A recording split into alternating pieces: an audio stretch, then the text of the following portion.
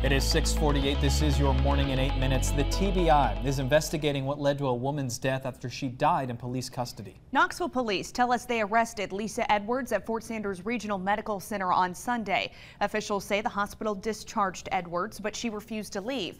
KPD says officers put Edwards in the back of a cruiser without force or handcuffs.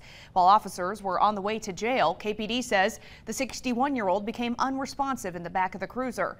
Edwards was rushed back to the hospital and died Monday night. 4 KPD personnel are now on administrative leave while officials investigate.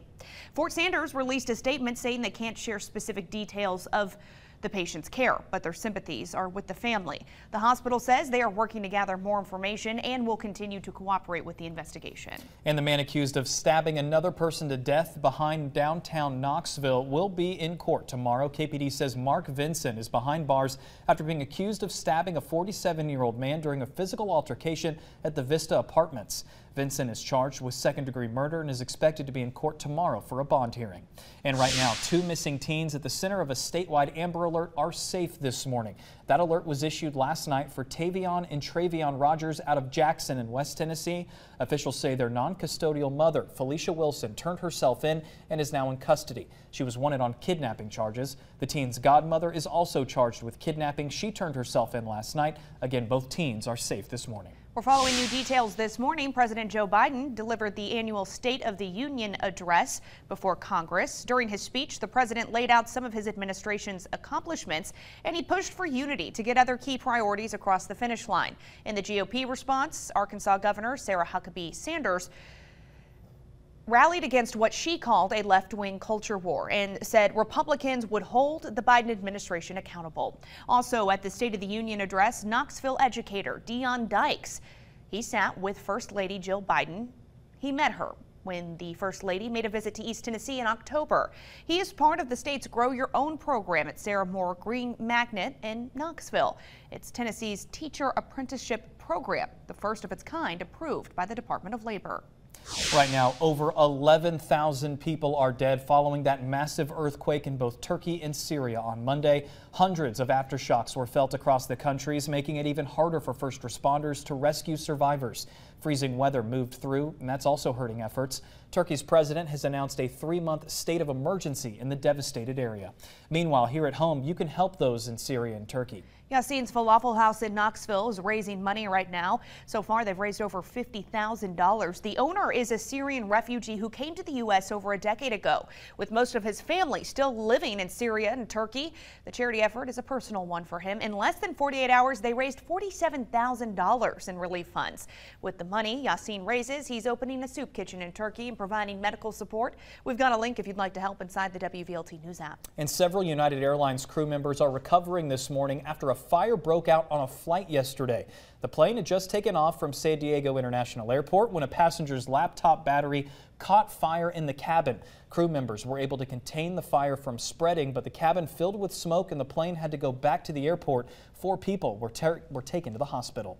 And the U.S. Navy is continuing to scour the Atlantic Ocean as it collects the remnants of the Chinese spy balloon that was shot down on Saturday. Officials say there are a dozen separate sites. New images show debris being hauled onto Navy boats. CBS News has learned that some of that has been sent to an FBI lab in Quantico, Virginia for analysis. And at the Economic Club of Washington, D.C., Federal Reserve Chair Jerome Powell says the, quote, disinflationary process has begun in the U.S. economy. That means the price of inflation is slowly starting to go down. Now, despite this, he added that more interest rate hikes would be needed as the Fed tries to bring inflation down to its target of 2%, a process that Powell says will take some time. Loudoun County is getting a new school to keep up with growth in the area. The school district says it's buying land for a 7th through 12th grade school. It's next to First Baptist Church in Lenoir City. Loudoun County Schools has more than 5,000 students. For the first time, the district says some schools are at capacity. Happening today, MAPCO is holding a nationwide hiring event all day today. The convenience store chain is looking to add jobs at all of its locations. The company is adding positions in retail, food service, and management. You can stop by any MAPCO location between 8:30 and 3:30 for an interview.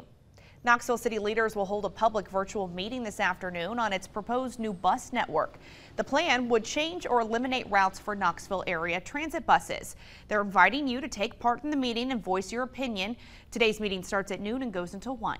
WVLT is proud to be your official station of the Vols, your 6th-ranked Tennessee volunteer basketball team taking on Vanderbilt in Nashville tonight. There are just 8 games left in the regular season.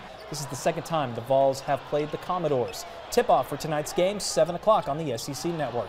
And in the NBA, LeBron James is your new NBA all-time scoring leader. King James broke the record that stood for nearly 40 years, held by Kareem the Dream Abdul-Jabbar. James made a step-back jumper just before the fourth quarter of last night's game against the Oklahoma City Thunder. The game was halted for a few minutes as the NBA paid tribute to James and let Abdul-Jabbar honor him in the moment. They've got a traffic alert this morning. Heads up if you live in Sevier County. TDOT crews are repaving the markings near the exit 407 ramp today. You're going to see some lane closures starting at 9 through 3 this afternoon. And with that, let's get to Whitney Turner. That road work is specifically taking place on the westbound off-ramp at exit 407, so be mindful of crews in the area.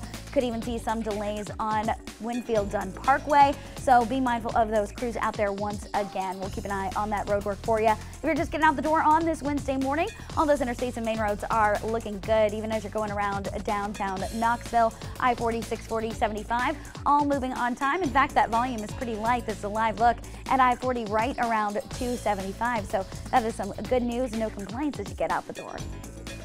Your first alert forecast with Chief Meteorologist Heather Haley.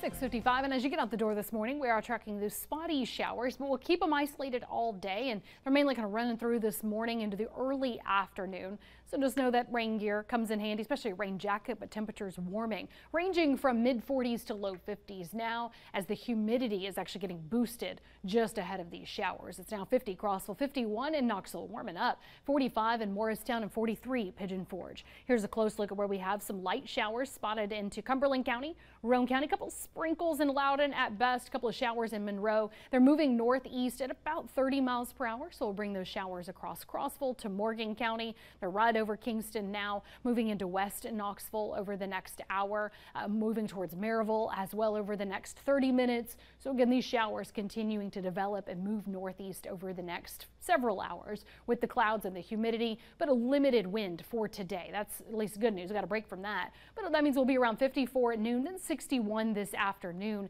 Tomorrow's when we have scattered rain, but now looking at more of a 40% coverage as that front moves through in the morning to midday, as we have a few hundredths to a tenth of an inch, isolated higher amounts on that rainfall, and holding off the colder air as well until later this weekend. So we've got a lot of changes to track for you coming up on the CW. All right, Heather, thank you very much. It is 6:56. We're headed over to the CW Knoxville for 2 more hours. Have a good day.